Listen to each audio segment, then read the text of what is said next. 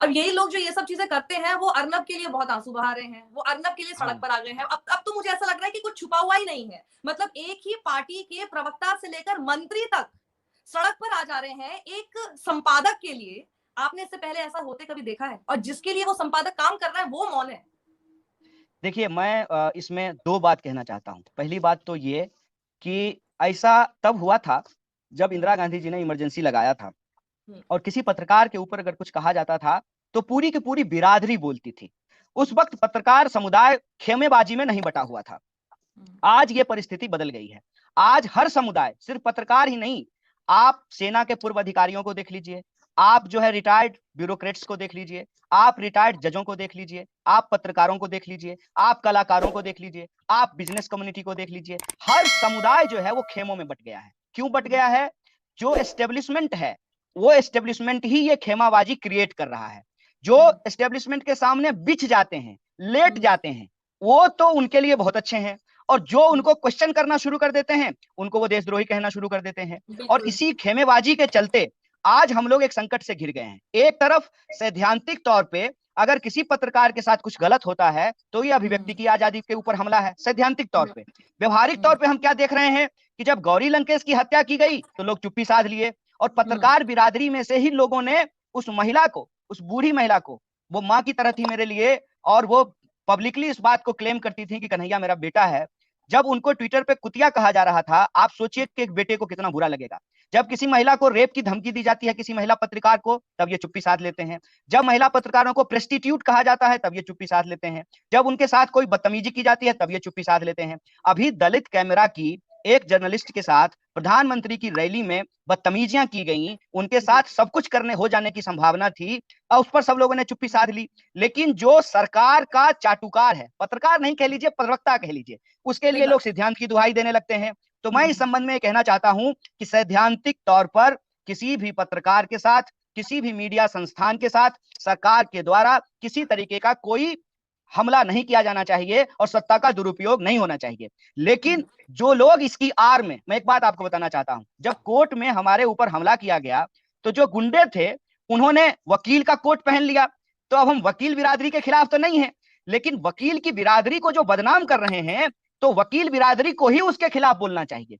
हम्म, पत्रकार की बिरादरी को ही, एग्जैक्टली। ये जो पत्रकारिता को आज इस स्तर पे पहुंचाया गया है, उसके हम्म, खिलाफ बोलना चाहिए। वही मैं तभी बोलने जाकर वाली के थी, ये आपको लगता है कि मीडिया ने अपनी क्रेडिबिलिटी खुद ही खो दी है, खुद ही अपने पैर पर कुल्हाड़ी मारी है? हमेशा विपक्ष को तो कहते आए आगे मीडिया की, देखिए विपक्ष आपस में एकजुट नहीं है, विपक्ष के अंदर आपस में तनातनी है। ये पूरे एपिसोड जिसमें कि चाहे टीआरपी स्कैम देखा हो या अर्नब गोस्वामी के खिलाफ खड़े देखा हो, समझ में आ गया कि इनके आपस में कितनी नहीं बनती है, ये एक दूसरे के साथ कभी नहीं खड़े हो सकते, ये एक बिरादरी है ही नहीं।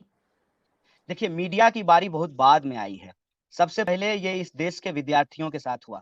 मैं पूरे इतिहास को एक छोटे से वक़्त में जो है घटनाक्रम आपको बताता हूँ। हम्म, आज़ादी के आंदोलन के दौरान पूरे देश में एकमात्र छात्र संगठन था, हम्म, 1936 में बना था, ऑल इंडिया स्टूडेंट फेडरेशन। और उसी हम्म, 1936 में जो कलाकार थे, उनका बाद में कलाकारों का भी जो है ऑर्गेनाइज़ेशन बना और लेखकों का भी प्रगतिशील लेखक संघ बना, ऑल इंडिया किसान सभा बना।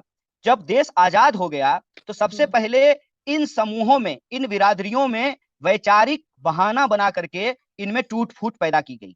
बाद हम्म, में धीरे-धीरे जब नया प्रोफ़ेशन बनता चला गया, हम्म, पत्रकारिता, डॉक्टर, वकील, एमआर, मज़दूर संगठन, ये जो सब टूट-फूट होते चले गए, नतीजा ये हम्म, हुआ कि लोग अपनी बिरादरी के प्रति ज़िम्मेदार होने की बजाय अलग-अलग हम्म, पार्टियों के पेड वर्कर बन गए। अब हम्म, वकालत के ऊपर कोई हमला होगा, तो अगर हमारी सरकार है तो चुप हो जाएँगे, हमारी सरकार नहीं है तो हल्ला करना शुरू कर देंगे। मज़दूर संगठनों ने ये किया, वकील संगठनों ने ये किया और जो चीज़ दूसरे-दूसरे संगठनों के साथ हुआ, आज पत्रकारिता के साथ भी हो रहा है। हम्म। पर ये आपको क्यों लगता है? क्यों मुझे नहीं लगता कि हर पत्रकार को कोई पेमेंट आ रही है कन्हैया।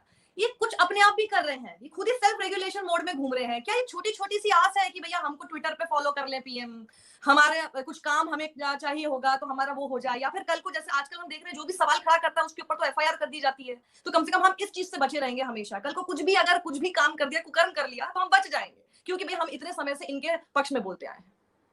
देखिए, अगर मैं पॉलिटिकल साइंस के टर्मिनोलॉजी में बात करूँ, तो ये लड़ाई है पुराना सिविल सोसाइटी और नई सिविल सोसाइटी के बीच में।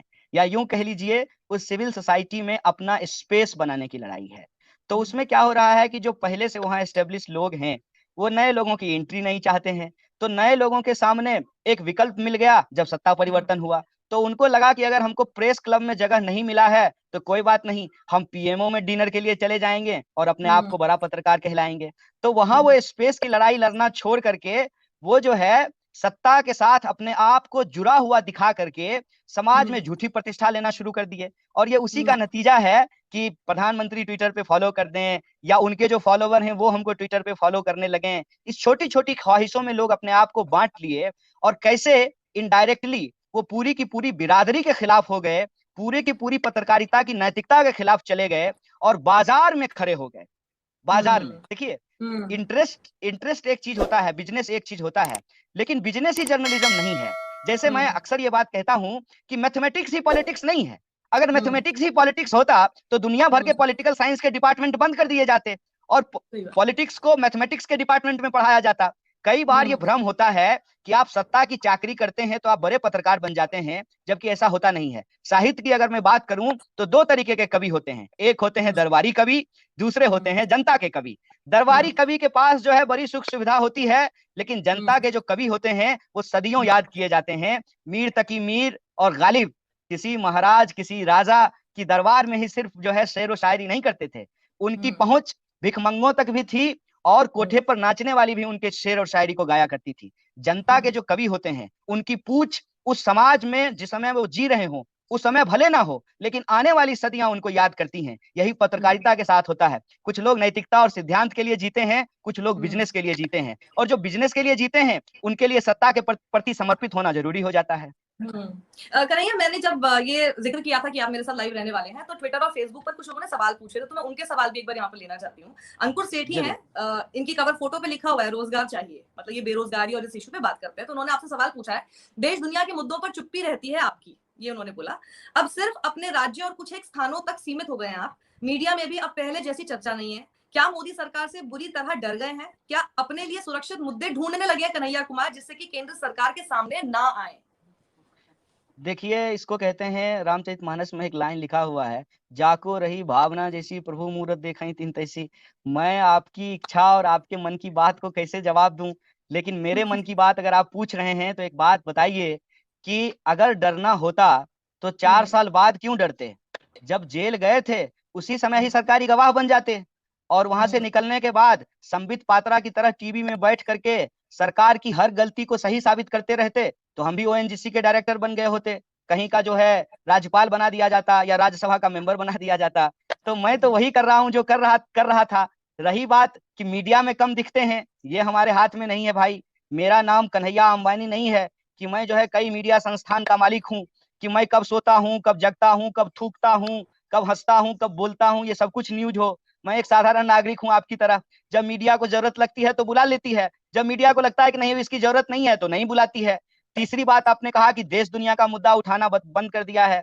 देखिए एक बात बताइए, देश दुनिया का मुद्दा हम उठाते रहें और हमारे गांव में नाली के ऊपर ढक्कन नहीं लग पाया है, इस पे हमारा ध्यान ही न जाए, तो ये ठीक बात नहीं है। देश दुनिया के मुद्दों को भी जरूरी पड़ने पे उठाते हैं, लेकिन मेरा मानना है कि मुख्य धारा की राजनीति में आपको धीरे धीरे अपनी राजनीतिक जमीन का विस्तार करना होता है। बताइए, हम जो बिडेन और डोनाल्ड ट्रंप पे ट्वीट करते रहें और जो हमारा होम कॉन्स्टिट्यूएंसी है वहां का चुनाव हम हार जाएं तो उसका क्या फायदा है?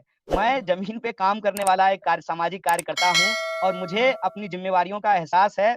मैं देश दुनिया के मुद्दों को भी उठाता हूं। हमने जो है पीएचडी ही इंटरनेशनल स्टडीज में की है और देश दुनिया के मुद्दों को समझता भी हूं, लेकिन मेरा ये मानना है कि बाहर के मुद्दे से स्थानीय मुद्दे की तरफ नहीं आया जा सकता है, बल्कि स्थानीय मुद्दों को ठीक करके बाहर के मुद्दों तक पहुंचा जा सकता है। इसीलिए जब मुझे लोग न्यूयॉर्क, पेरिस और इधर उधर की बात करने के लिए कहते हैं तो मैं कहता हूं कि मेरी चिंता यह है कि हमारे विधानसभा में जो चुनाव हो रहा है, सारे बूथ पे पोलिंग एजेंट को कैसे खड़ा किया जाए, सारे वोटर को ला करके वोट कैसे करवाया जाए। अगर मैं यहाँ पे एक विधायक जिताता हूं तो मैं समझता हूं कि हमने भाजपा को एक कदम हरा